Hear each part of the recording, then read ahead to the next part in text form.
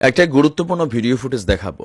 ভিডিওটা যারা ইউটিউবে দেখছেন, ফেসবুকে দেখছেন, শেয়ার করেন। আর আমি একজন সাবেক আওয়ামী লীগের ছাত্রলীগের কর্মী হিসাবে আমি দাবি করছি সাবেক স্বরাষ্ট্রমন্ত্রী আসাদুজ্জামান খান কামালকে মিনিমাম ৩০০ বার ফাঁসি দিতে হবে। কতবার?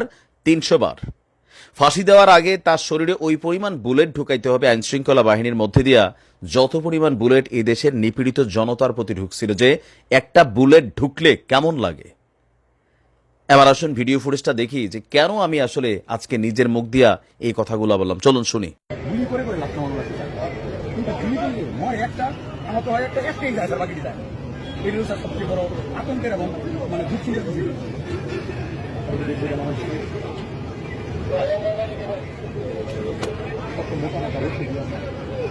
আমার ব্রেক ছিল, আমি পুলিশ মোটরসাইকেল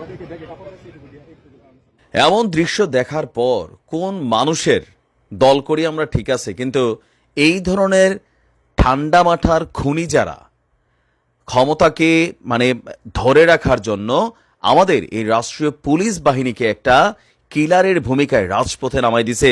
আর যখন পাশে থাকা সেই পুলিশ অফিসার কথাগুলো বলছিল, আর সাথে থাকা একজন রানিং নাও সে সচিব আছে, সেও শুনতেছিল, এরা কিন্তু এখনো আছে রানিং। হ্যাঁ, এদেরকে সবগুলোকে বরখাস্ত করে জেলে পুরাইতে হবে।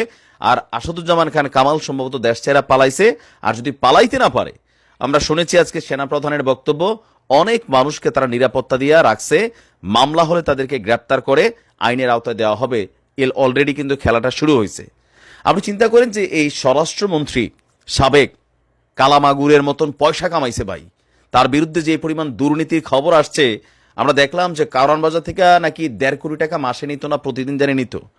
বিভিন্ন জায়গায় পুলিশের পদায়নকে কেন্দ্র করে তার বিশাল সিন্ডিকেট ব্যবসা বাণিজ্য তৈরি হয়েছিল।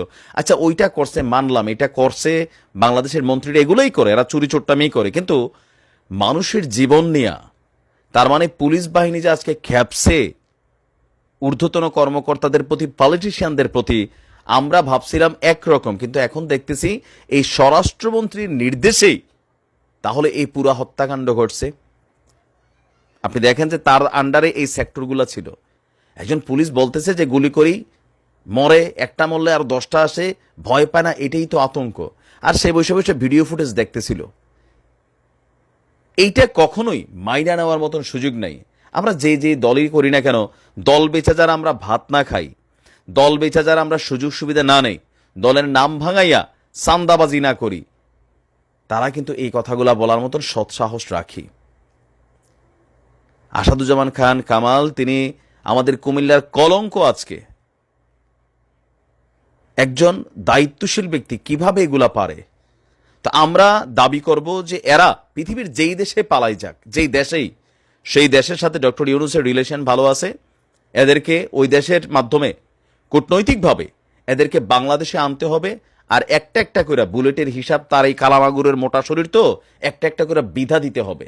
আমি এটা মানতে পারি নাই। রাজনীতি করি আমরা, দল করি, কিন্তু এই ধরনের কর্মকাণ্ড সামনে আসার পরে কোনোভাবেই ওই তেলবাজি করে আমার নেতা তমক এগুলা করার টাইম নাই ভাই। এই ধরনের জঘন্য অপরাধের সাথে জড়িত যারা, তাদেরকে এতবারই ফাঁসি দিতে হবে যতবার মানুষগুলা মারা গেছে, যতগুলা মায়ের বুক খালি হয়েছে।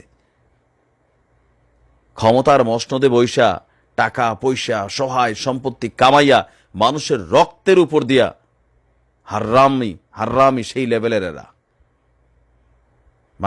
ঘৃণা হচ্ছে প্রচন্ড কিছু কিছু মানুষের যখন এই আমল নামাগুলো সামনে আসছে। দুর্নীতি সবাই করে, কিন্তু মানুষের জীবন নিয়ে এই খেলা খেলার সুযোগ নাই। কঠিন বিচার হতে হবে। ভালো থাকুন। আসসালামু আলাইকুম।